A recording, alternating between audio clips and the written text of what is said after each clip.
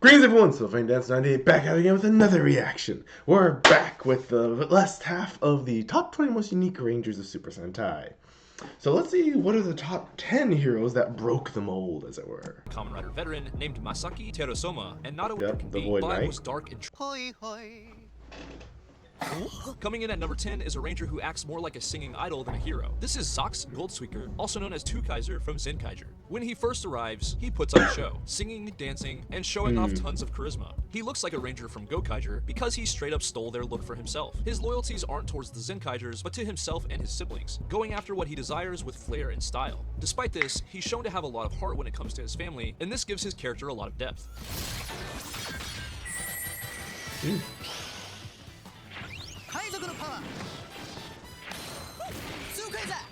Zenkaiger is an anniversary season, and he's a full-on tribute to Gokaiger, but with his own style and energy layered on top. Played by Atsuki Mashiko, Kaiser is the kind of 6th ranger who turns every scene into a performance. He's part hero, part performer, and all charisma. His personality and a suit design based on a previous season made him extremely unique and more than deserving of a spot on the list. But while Kaiser is charming and entertaining, our next entry is absolutely tragic.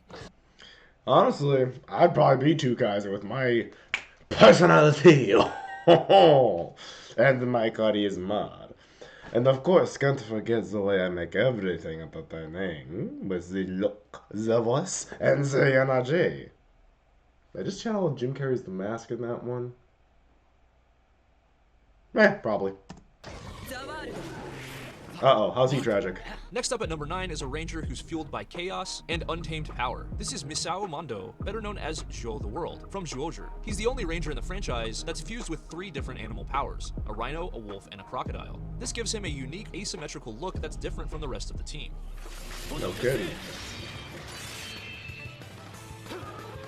When he's introduced, he's been brainwashed by the Death Galleons and turned into a living weapon. Even after he's freed, he's overcome with guilt and self-doubt. He's constantly apologizing, spiraling into anxious breakdowns, and moving between over-the-top comedy and deep emotional trauma, all in the same scene. He's unpredictable, and his story arc is incredibly satisfying. Played by Naoki Kunishima, Zhuo the World is a totally unique and interesting character whose premise and fractured personality make him compelling, and definitely deserving of a spot on the list. Much like our number 8 entry.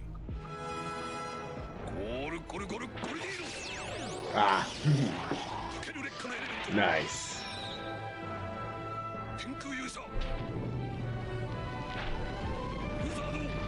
Next up is Isamu Ozu, also known as Wolzard from Magi Ranger, a dark knight who starts out as a villain but becomes a hero later in the story. He's the father of the Magi Rangers, but was corrupted into fighting against them as well as Magi Mother, his wife.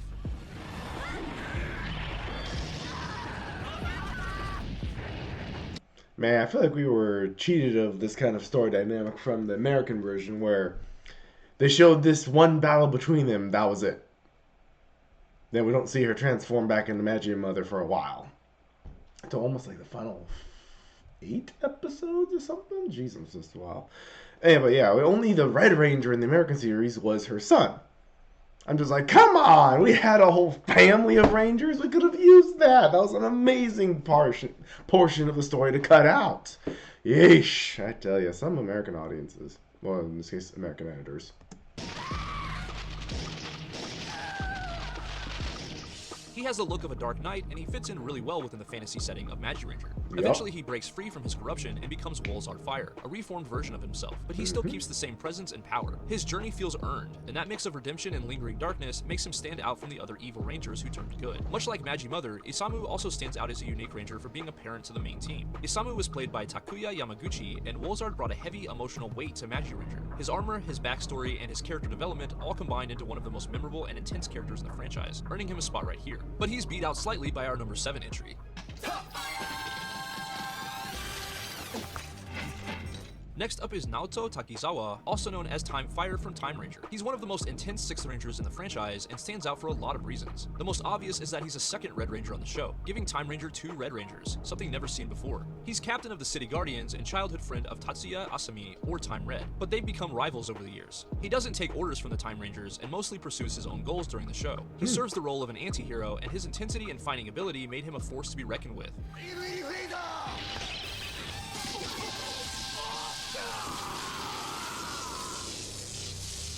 Keyword being intensity. Jeez. His suit Yeah, keyword being intensity. Yeesh.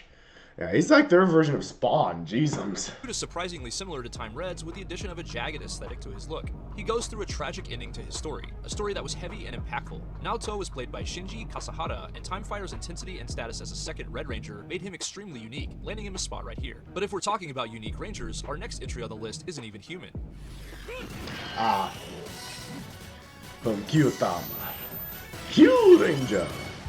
Next up is Sho Ranpo, also known as Ryu Commander, from Q Ranger. He's a dragon that represents the constellation Draco, and he serves as a commander of the team. Sho has a unique personality and sense of humor, but he's insanely focused when it's time for battle. Being a mentor that also transforms into a ranger is really rare, but he's also a Violet Ranger, which isn't exactly a common color in the franchise. There are others, but not very many. There was a lot of depth to his personality, and he was an excellent strategist, making him an intriguing character.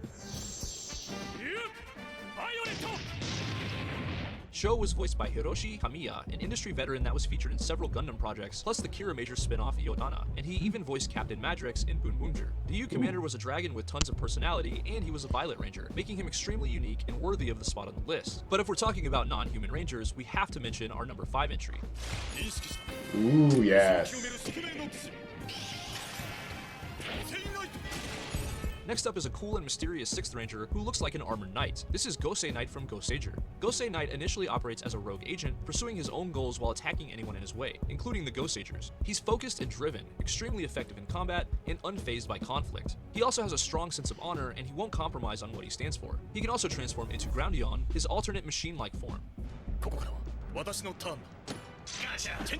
As far as his look, he wears heavy armored plating and looks closer to a Kamen Rider than the traditionally spandex-covered Rangers. His name is fitting because he really does look like an armored knight. Gosei Knight was voiced by Katsuyuki Konishi, who was featured in several anime projects, as well as lending his voice to the Gotchard driver in Kamen Rider Gotchard. Gosei Knight looked unlike any other Ranger, and that, along with his insanely high willpower and determination, landed him a spot right here. He was very different from our number 4 entry. Oh dear. Next up at number 4 is a team of heroes from Zyuohger. These are the Zhumins. These rangers originate from a world called Zhuland, and they have the appearance of various animals that we as humans can recognize: a shark, a tiger, an elephant, and a lion. They take on the appearance of humans, but their animalistic personalities consistently reveal their true selves throughout the story. One of the biggest sources of entertainment on the show is to see how these creatures from another world interact with humans. It gives a fish out of water vibe.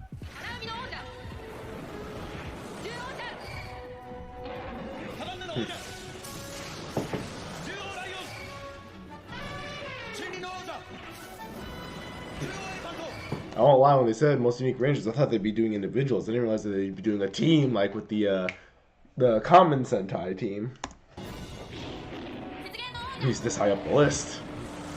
That makes sense. These characters have huge personalities that are different from one another, adding tons of interesting story beats that keep viewers wanting more. It's also cool to see how they interact with Yamato, also known as Jewel Eagle, and the contrast between him and the Zhumins gave a lot of depth to the narrative. The animalistic nature of these Rangers and their unique premise land the Zhumins right here on the list, and they actually have a very similar vibe to our number 3 entry. Ah. Of course. Next up is a group of robotic heroes that represent the classic mecha from Super Sentai. These are the Kikanoids from Zenkaiger. These rangers come from a parallel world called Kikaitopia, and they all have personalities that are well developed and different from one another. Plus, they're based on various themes from Sentai's past. Zenkai Juren, the Red Ranger, is dino themed, and he's based on Daijujin from Zyuranger. Zenkai Gaon, the Yellow Ranger, is animal themed, and he's based on Gao King from Gao Ranger. Zenkai Majin, the Pink Ranger, is magic themed, and she's based on Magi King from Magi Ranger. Finally, we have Zenkai Vroom, the vehicle themed Blue Ranger, who's based on Daiboken from Bokenger.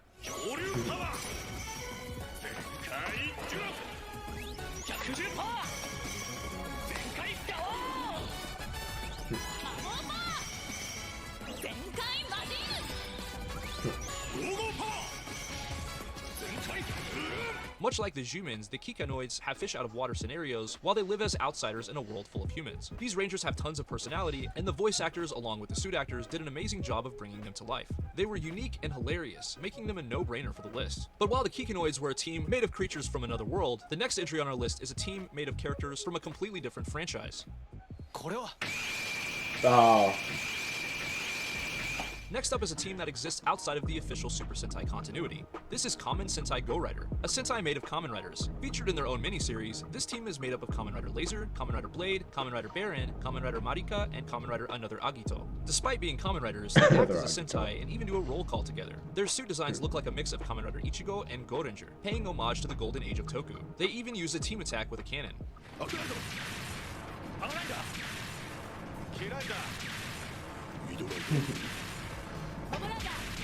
For fans of Toei's franchises, this was a must-see project that was one of a kind. Whether you're a fan of Sentai, Kamen Rider, or both, the unique premise of this team was undeniable, and that's why they slide in at number 2. But not everybody can make this list, so here's a few honorable mentions. I might have to see that movie. Let me know down in the comments below if you guys want me to see some scenes or even try to react to the movie, maybe. Like, you know, let me know if you want me to see that one. Because that seems like a fun premise. Ah. Our first honorable mention is Jiraiya, also known as Ninja Black, the American ninja from Kaku Ranger. He's another ranger with a fish out of water premise, and he embodies Western stereotypes like being a rollerblading cowboy. He also says things in English, making him relatable to Western fans and undeniably unique.